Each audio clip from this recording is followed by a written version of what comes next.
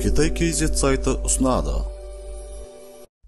Ата-аналарға арналған бала тәрбиесіне қажетті 14 кеңес. Баланың міндетті түрде өздігінен орындайтын жұмыстары болу қажет. Сіз тек осы жұмыстардың орындалуын қадағалауыңыз керек. Мейлінше қаншалықты тиянақты әрі жылдам орындасаңыз да, балаға жүктелген жұмыстарды өзіңіз орындауға тырыспаңыз. Балаңызды тыңдауды үйреніңіз, шыдамды болыңыз. Балаңыздың сөзін бөліп, оның ойын өзіңіз аяқтауға тырыспаңыз және баланы асықтырмаңыз. Балаңызға өз көзқарасыңызды тықпаламаңыз. Өзіңіздің нұсқаңыздың дұрыс екенін дәлелдермен ғана түсіндіріңіз. Баланың кез келген қалауын орындауға асықпаңыз. Балаға өзінің іс-әрекетін түсіндіруді үйретіңіз. Яғни бала ең алдымен ойланып, содан соң ғана шешім қабылдауды үйрену керек. Ең жақсысы, өзі сенімсіздік танытқан мәселелерде ата-анасымен кеңесуге болатын білу қажет. Баланы қоршаған әлемді танып білуге дағдылаңыз.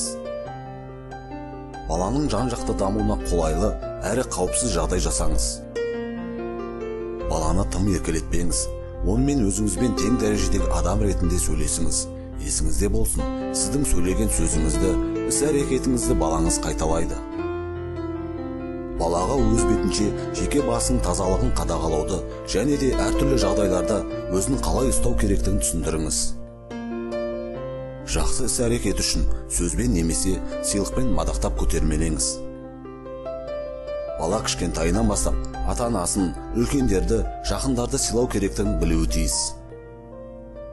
Ешқашанда баланың икемсіздігін күлкіге айналдырып, және де қорқыныштарына күлмеңіз.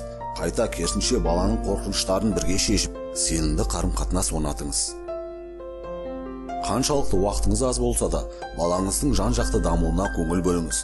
Есіңізде болсын, балаңыз сіздің ең басты байлығыңыз. Осымен видеомыз аяқталды. Егер сіздерге ұнаса, лайк басып, пікір қалдырып, арнамызға жазылыңыздар. Келесі кездескенше сау болыңыздар.